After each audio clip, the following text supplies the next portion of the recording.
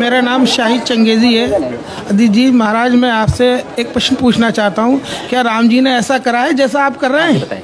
अरे राम जी के आदर्शों पे चल रहे हैं, आपको भी राम जी से आदर्शों के आदर्श राम जी से आपसे ज्यादा प्यार मैं राम जी से करता हूँ, लेकिन इसका मतलब ये नहीं कि आप जबान करते हैं तो राम मंदिर के निर्माण के लिए सुनिए, राम मंदिर की अगर आप बात कर रहे हैं तो राम मंदिर के लिए राजा मान सिंह उन्होंने अकबर के किले में तो बनवा लिया मंदिर, ये क्यों नहीं बनवा लिया?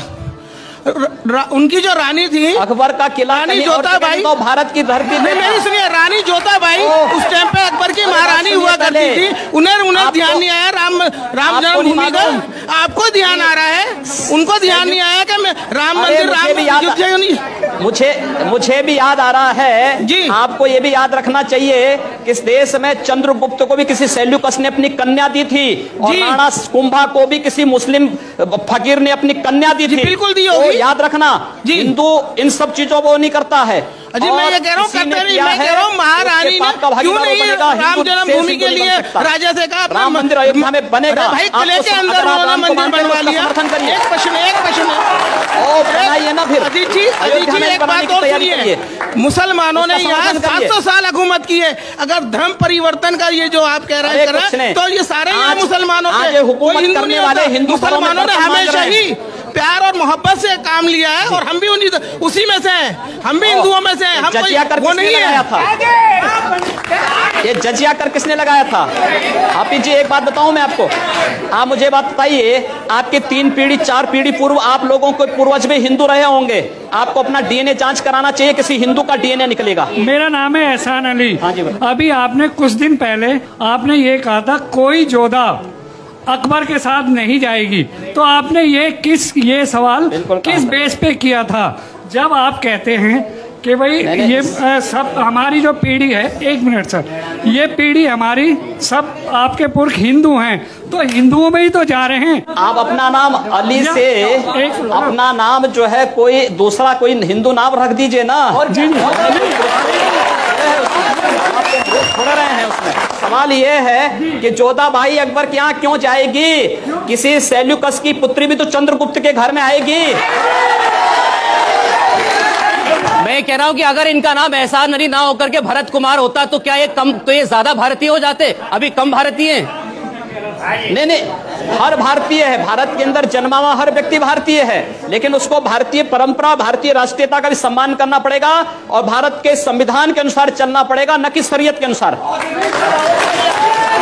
मैं एक बात नहीं समझ पाता हूं कि भारत की राजनीति में राष्ट्र धर्म की बात करना, राष्ट्रवाद की बात करना विकास के एजेंडे में कहां से बाधक है? विकास राष्ट्रीयता को लेकर के होता है और मुझे लगता है कि सरकार राष्ट्रीयता की उन्हीं पहलों को लेकर के चल रही है, कार्य कर रही है और इसलिए आम जनता के विश्वास की प्रतीक भी बनी है। हम लोगों का जो वक्तव्य है, चाहे वह लव जिहाद का हो, चाहे वह घर वापसी का हो, यह मुद्दा विकास के एजेंडे को में बाधक है, मैं इसका विरोधी हूं। आप जिसको राष्ट्रीयता कह रहे हैं उसको लेकर कई बयान आए, अभी आपने खुद उसमें से कई का जिक्र किया, मेरे पास वो कुछ बयान है, मैं वो सुनाना चाहता हूं और फिर आपसे पूछूंगा कि इसमें राष्ट्रीयता कहां है? जैसे आप राष्ट्रवाद कह रहे हैं, ये कौन से राष्ट्रवाद का प्रतीक है? जरा वो बयान देख लें एक बार। हरजी की पेड़ी जो हरिद्वार की पहचान है, इसकी पवित्रता को बनाए रखने का दायित्व हम सबका है और यहाँ पर गैर हिंदुओं का प्रवेश पूरी तरह बंद होना चाहिए। इस बात को ध्यान अवश्य किया जाना चाहिए, सुरक्षा की दृष्टि से भी, पवित्रता की दृष्टि से भी। ये एक पहला उदाहरण है, आप ही का बयान था, इसके बाद और है। चलिए पहले इसी की बात कर लेते हैं। 1916 का हरिद्वार नगर पालिका का जो एक्ट है, उस एक्ट में इस बात का प्रावधान किया गया है और यह प्रावधान तब हुआ है जब इस देश में ब्रिटिश गवर्नमेंट थी। उन्होंने हिंदू भावनाओं का सम्मान किया था। वहां पर हरजी की पेड़ी में कोई हिंदू श्रद्धालु पूरी दुनिया के अंदर का आता है और व्यापक आस्था के भाव के साथ आता है। वहां पर वह जूता चप्पल पहन करके नहीं जाता है, वहां की पवित्रता का ख्याल रखता है।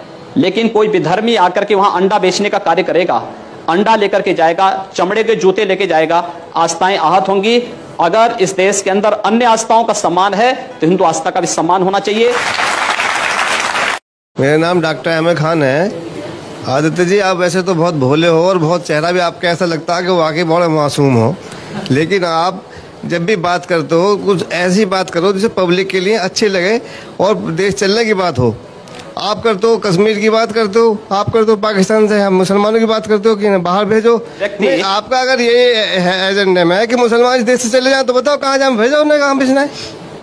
अगर आपका यही है भाई, आप तो योगी हो, आप तो कम से कम उनको आशीर्वाद दो। सारे देश के लिए सब फूल है आपके बराबर, आपके लिए। मैंने ये तो नहीं कहा कि मुसलमानों को पाकिस्तान भेज दीजिए।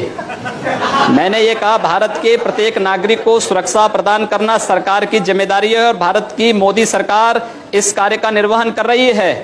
लेकिन आपसे मैं पूछना चाहता हूं, कश्मीर में हिंदुओं के साथ जो कुछ हुआ, क्या कभी आप लोगों ने निंदा किया? क्या अपने जुमे की नमाज में इन बातों को आप लोगों ने कभी खंडन किया कि कश्मीर के हिंदुओं पर जो अत्याचार हुआ है उसका निंदा करते हैं? मेरी आपत्ति है, आपने भी कहा, मेरी आपत्ति है। अभी आपने कहा आप लोगों ने इससे क्या तात्पर्य है? क्यों नहीं खंडन किया इन्होंने? नहीं, इससे क्या तात्पर्य है? इन सब से जो ये प्रश्न पूछ रहे हैं, इन सब से मेरा तात्पर्य है कि इन लोगों ने आखिर इस बात का खंडन कभी क्यों नहीं किया कि कश्मीर में जो कुछ हिंदुओं के साथ हुआ वो गलत हुआ है? खंडन करें ये लोग भी उसका। ऐसे लोगों को कंडम किया जाना चाहिए जो देश के अंदर जाति और मजहब के आधार पर भावनाएं भड़का करके समाज को बांट रहे हैं और देश को कमजोर कर रहे हैं। मैं आपके चरणों में पहले तो कोटि कोटि नमन करता हूं। सर, मैं आपसे सिर्फ ये पूछना चाहता हूं, आपकी सरकार जो आई थी वो पाकिस्तान का एक मारे, अगर उसने हमारा इंडिया का एक मारा हम उनके 100 मारेंगे। जिस दिन से सरकार बनी है उस दिन से कश्मीर में डेली पंगे हो रहे हैं। चीन हमें डांट रहा है, क्या ना श्रीलंका हमें डांट रहा है। दूसरी बात, पहलू जो हमारे सवाल का ये है कि आप अभी कह रहे हैं जो संप्रदाय के लोगों ने जेल भेजना चाहिए, तो सबसे पहले आपको जाना चाहिए।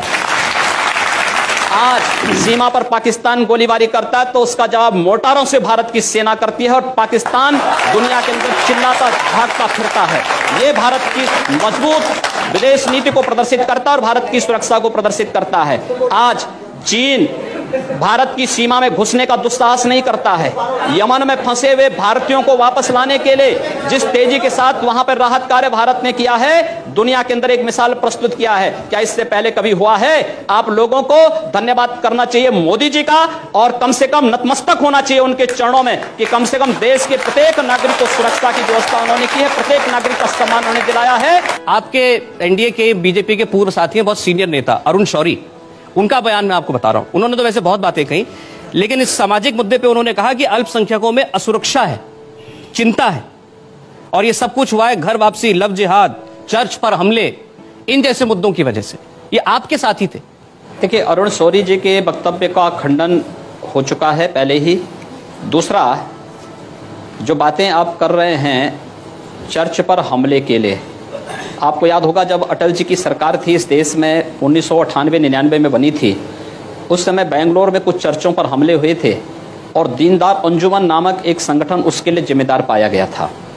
और उस समय भी आपने देखा होगा आगरा में एक चर्च पर हमला हुआ तो पता लगा कि एक ईसाई महिला का कोई प्रेमी था, रिक्शा चालक, उसने हमला किया था। अब उसके लिए आप हिंदू समाज को और सरकार को दोषी ठहराएं तो मुझे लगता है कि स्वयं आप विकास के एजेंडे से स्वयं हट रहे हैं और आम जनता का ध्यान विकास के एजेंडे से भटका रहे हैं। चलिए ठीक, अब आ रहा, आप सवालों पे आ रहा, एक एक करके। मेरा नाम राजेश चौधरी है। नमस्कार जी। और जो सामाजिक सांप्रदायिकता फैलाने का कि योगी जी को जेल जाना चाहिए, मोदी जी को जेल जाना चाहिए, हमारे बीच से एक दर्शक ने कहा था, तो मैं कहना चाहता हूं जो सांप्रदायिकता को सबसे ज्यादा बढ़ावा देते हैं उनका नाम है ओवैसी। तो ओवैसी को भी तो जेल में डालना चाहिए, ओवैसी को भी तो जेल में डालना चाहिए। आपको जो है इन्होंने जो बात कही है, मुझे लगता है कि इस प्रकार के जिहादी उन्मादियों का नाम ही लेना अपने आप में पाप है, इसलिए इन पापों का नाम मत लीजिए, जाने दीजिए, इसको छोड़ दीजिए।